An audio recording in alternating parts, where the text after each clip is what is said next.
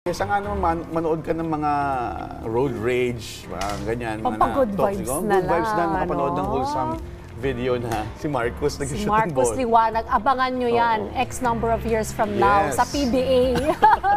Pero ngayon sa arcade muna, para Oo, maraming sa time, ticket. sa mga arcade na basketball. Galing ah. Ito, mga ka-RSP, another budget-friendly na pasyalan at bonding activity naman ng bibisita o binisita ng RSP na swak para sa magkakaibigan at pamilya. Alamin natin yan kung saan, dito lang sa Tipid Trips. Kung sasabihin ko sa inyo na sa Quezon City lang to, sasama ba kayo? It's another fun-filled activity para sa mga chikiting at syempre sa mga tulad nating kids at heart.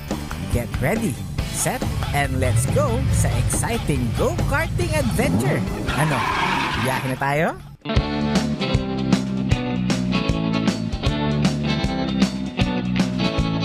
Kung nasa QC ka mula sa PTV Visayas app, jeep tayo papunta sa Congressional Avenue. 13 pesos lang yan. Pagbaba sa Congressional, 13 pesos na jeep ulit. At bumaba sa EDSA Muñoz.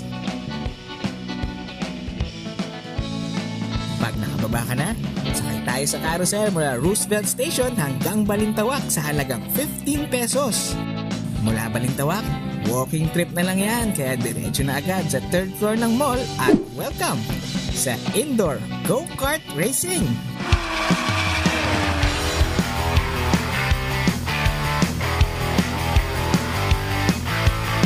Nag-start kami way back July 2021. So hindi talaga namin plan dati magawa ng ganitong business. Pero tinanay lang namin, and then pumatok naman. Yung goal ng drifting is to have fun lang. Actually, yung drift dito is parang pastime ko lang dati or hobby na gusto kong i-share sa buong mundo.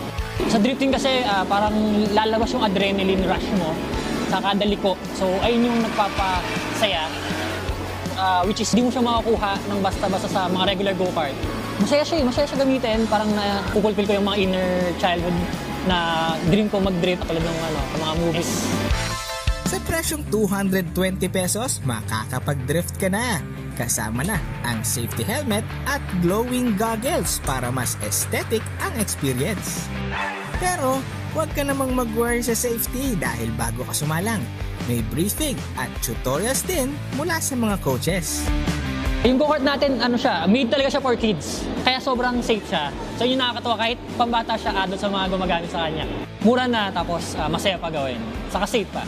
Open from 10 a.m. to 10 p.m. depende sa opening at closing ng mall. Kaya afford na afford at swak sa next trip nyo dahil sa total na 261 pesos lang, nakapag-drift ka na, nagka-time ka pa para sa bonding ng pamilya.